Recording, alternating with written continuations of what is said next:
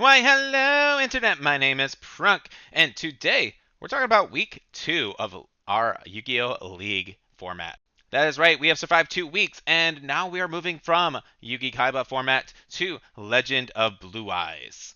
It's going to be a very interesting format because our ban list is crazy. For those who did not watch the first episode, what the hell? For those who refuse to go watch it and are now tuned in on this is basically just a video blog of how our formats are kind of shaping up. We are playing something called League format, which just every game played earns you a vote towards a ban list, and a group of 8 players are all coming together to create this ban list based on the votes that they have earned. A victory gives you 2 votes. A game played earns you 1. You can put things up and down the ban list however you see fit. And we're going to start to see that first week's impact right here. And this is the ban list, guys. Isn't it beautiful? Is this not the most perfect Legend of Blue Eyes ban list that you have possibly seen? I don't think there is possibly another ban list is quite as good as this. So let's talk about it, though. That last game, we ended up having a total of 55 votes. And well, this is the result of 55 votes for our ban list. Interesting enough, a lot of people hit the same stuff, which I kind of expected. And I have a nice little sheet of how many things kind of went negative on our ban list. Let's actually jump over here. Yeah, so Change of Heart, Law Jin, and Wall of Illusion with -1 votes. What that means is 4 players basically voted for those cards specifically. And everybody can only vote 1 card once. So those things got hit by 4. They're currently sitting at a -1 pool. And what that means is, in order to bring them off of the ban list, they need 2 unbans to get them there. So it's going to be kind of a fun uphill battle for Lajin and Wall of Illusion of all cards that were the 2 of the most hated cards in the format. But let's look at it. So our forbidden cards overall: Lajin, Wall of Illusion, Maneater Bug, Change of Heart, and Monster Reborn. Main things: Change of Heart, Lajin, and Wall Illusion being hit by 4 different players. They're at a -1. Maneater Bug and Monster Reborn only getting hit with 3 votes. Battle Ox, Dark Hole, Fissure, Neo, Reinforcements, Summon Skull, Trap Ho, Wabaku all hit with 2 votes.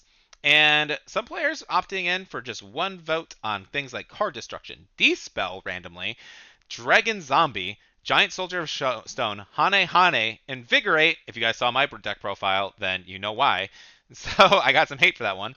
Just Desserts, Last Will, Lord of D, Mad Eating Treasure Chest, Mystical Elf, Rogue Doll, Silver Fang for the meme, Soul Exchange, Trap Master, and Ultimate Offering. That is the first banning that we got to see from this list. So somehow Dark Hole not getting hit was great for this format. We all kind of agreed and wanted it at 1. So we did manage to coordinate and make sure that not everybody was hitting those cards. But funny enough, things like Ultimate Offering, which everyone complained about the entire time, only received 1 vote because everyone was kind of expecting other players to do it. There was just other big threats that people wanted to make sure got hit first. I love the fact that Lajin is banned because nothing was matching its power level. Battle Ox and Neo being a 4-star monster, being your best normal summon character. I thought that was super interesting, getting to see both of them sitting at 1. I liked that a lot. And I was the one who was actually guilty. I was the only person that did. Hitting Maneater, Treasure Chest, all the 1600 attackers, that was my doing. I wanted to limit those just because I wanted to see if any of the 1550s would be able to come shine, especially with some of the field cards all coming out with LOB. So, did that plan work out? Well, let's find out. So with so many removal options, seeing Fissure on here at limited to 1, Dark Hole, Trap Hole, we were pretty limited on our removal options.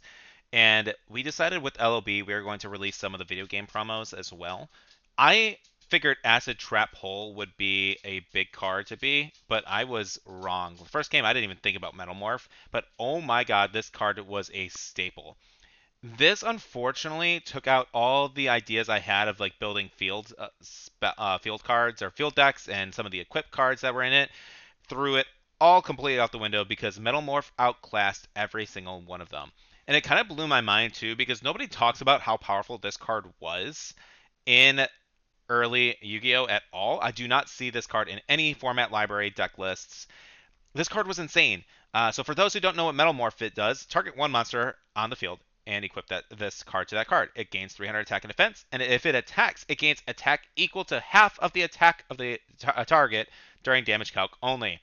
So 300 attack, not a big deal. It's whatever. But gaining the attack boost when you are able to attack into other monsters is insane.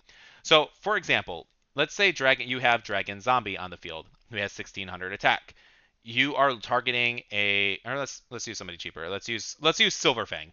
Let's say your 1200 Silverfang attacks into a La Jin. You trigger Metamorph. Metamorph boosts them up to 1500. You are still 300 shy away from La Jin, who's at an 1800 beat stick.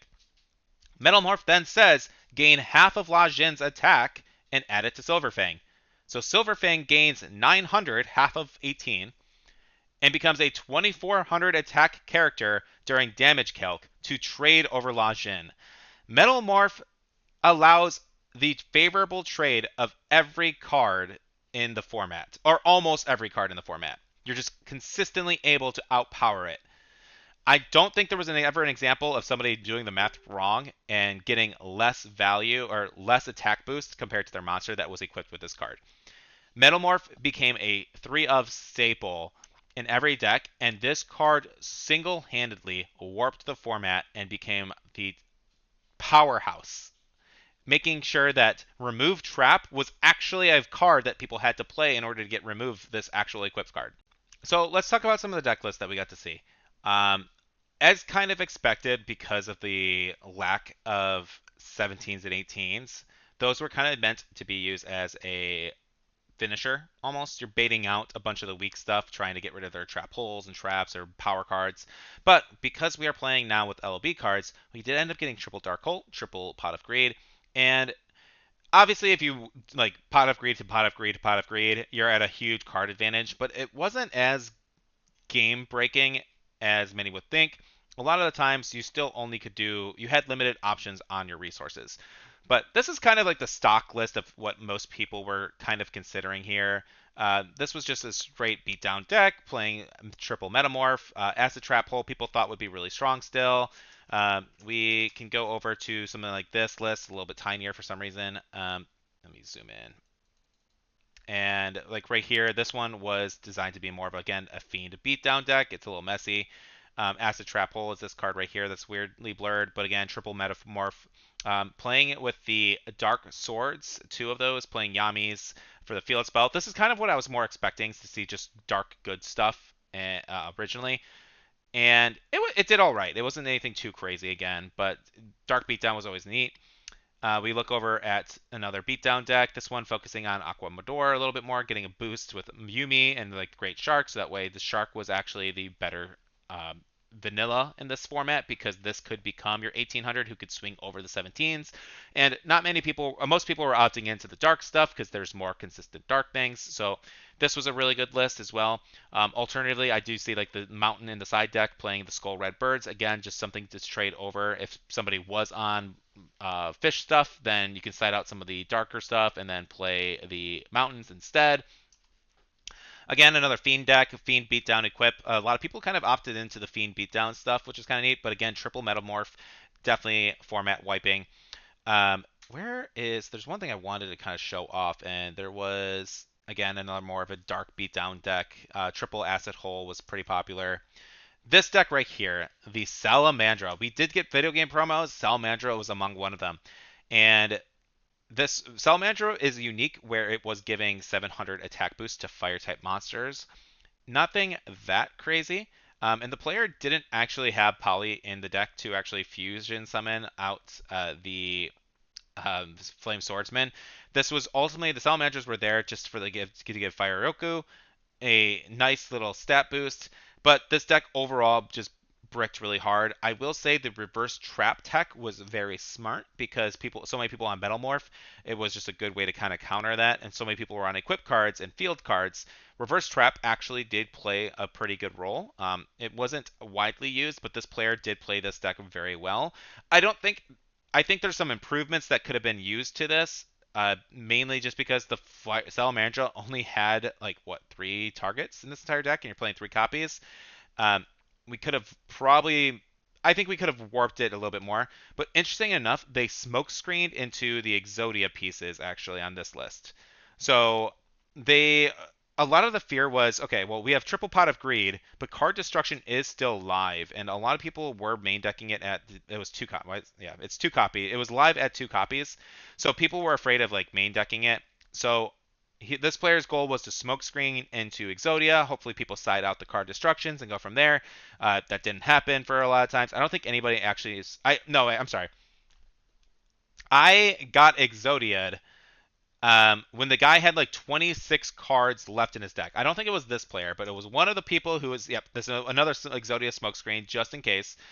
But I got hit with Exodia with like 26 cards left in their deck. It was so annoying.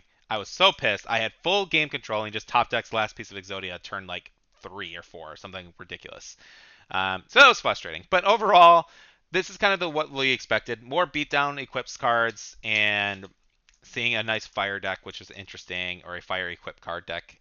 I just think that there were other targets he could have done to make this less bricky. But he did play the card destruction to help reverse his hands too. So I don't know. This week we ended up earning a total of 55 votes earned amongst all the players. So we got to see how the first ban list started to ship because of it, earning a bunch of extra votes, which was really neat. I again kind of came up on top, winning about 83% of my games. If we go, where am I at? Prunk. Yeah, total wins 11 out of with 6 games played. So I only losing one of my games against a player. Uh, Pretty strong win rate. Again, we got a lot of decent participation. We have 2 players that are kind of hanging around 2 matches a week, which is, again, what we asked for when we were looking for players that were committing over to the league. So that's totally fine. But having a good amount of players, really interested. We had another player who had 12 total wins. Matches played, match wins. Oh, yeah, match wins is how many actual matches played. Total wins is like your win count for it. So somebody played 7 games, won 12 of their 12 individual games, and won 5 matches. So we kind of tied a little bit, but when they lost 2 of their 7 games, which gives me the better ratio slightly. But overall, 55 more votes added to the pool. We'll see how that affects over. We are going into Metal Raiders, which is known as Critter format, which is a super fun like set, I believe. As we move forward, the meta is truly evolving, and I'm excited to show you off what Week 3 is really going to become. We have Metal Raiders coming in, so that means we got things like Sandkin. We got stuff like the tiny critters that give attack power boosts. Will those start to see play? Metal Morph, is that going to stick around? I don't think so after seeing how powerful that card really was, but it'll be interesting to see if anybody is going to really hate on it or wants to keep it around. We now have a ban list, which means now players can vote to unban things, moving things up and down the ban list as they see fit. This is where some of the diplomacy starts kicking in of people like, hey, wait, we need Dark Hole. Let's keep Dark Hole in the format. Nobody vote for Dark Hole. Or will somebody try and keep on voting for it? Will there be battles of, I want this card. No, I don't want this card. What about the Exodia pieces? What about card destruction? There were a lot of discussions happening in the Discord and players just trying to negotiate, hey, this card I think is strong. This is why we should ban it fully. Or hey, can we organize it so like I want to hit this card specifically, but I do not want to see it banned. I just want to see it limited. Well, no, can I get commitment on players to not do it? So we have a lot of diplomacy going on with our Discord. If you guys do want to check out more, then please follow along, like, subscribe, do all the YouTube stuff, comment. I love to hear comments. If you're interested in getting evolved, let me know in the comment section below as well, because we are consistently looking for players for people who are dropping out. I might be starting up a second league as well. So if you are truly interested, please post below. Until then, I appreciate everything, y'all. Take care. Love y'all. Peace.